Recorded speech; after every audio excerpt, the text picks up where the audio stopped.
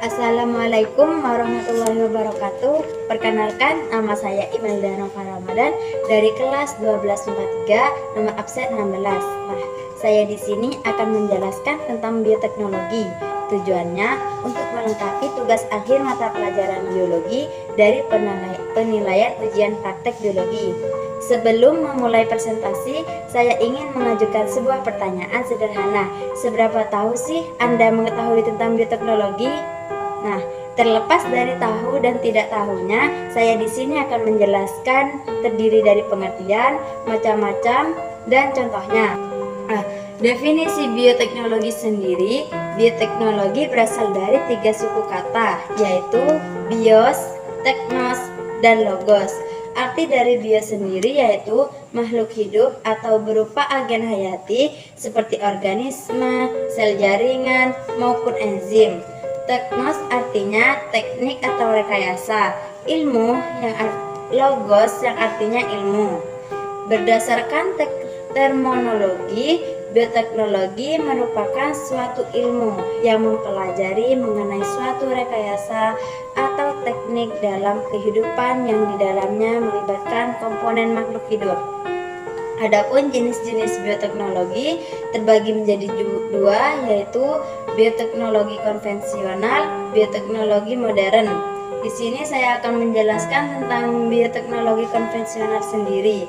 Bioteknologi konvensional yang secara umum menggunakan teknik fermentasi dalam menghasilkan produk disebut konvensional karena pengguna alat-alat, teknik, dan peralatan yang masih sederhana.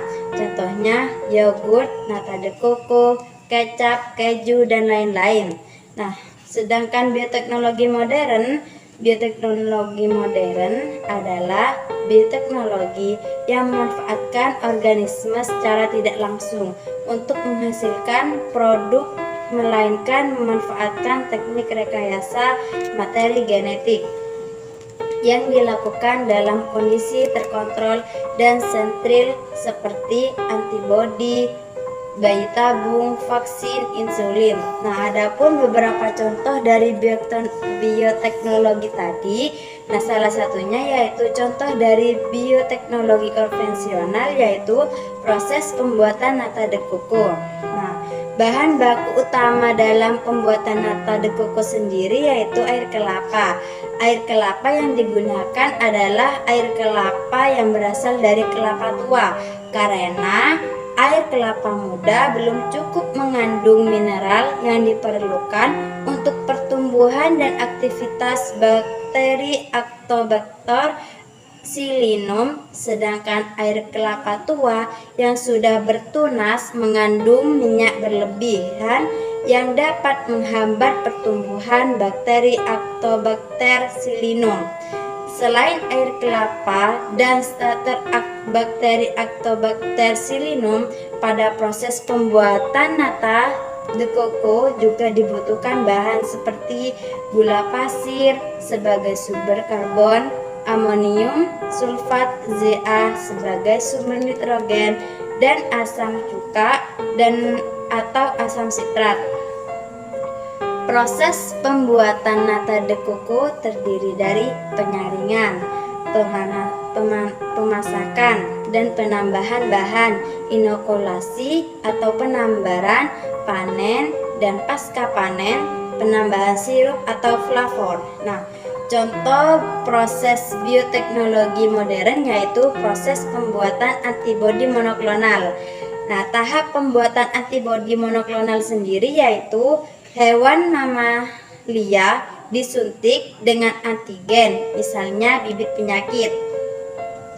Sel limfosit B dari limpa, darah, atau kelenjar limfa yang mampu menghasilkan antibodi dari hewan tersebut diambil dan difusikan dengan sel myeloma, sel kanker, sehingga dihasilkan sel hibridoma. Selanjutnya, sel tersebut diperbanyak dan diseleksi untuk memperoleh satu sel hibridoma penghasil antibodi monoklonal yang sesuai untuk manusia. Nah, adapun dampak positif dan negatif dari bioteknologi konvensional dan modern.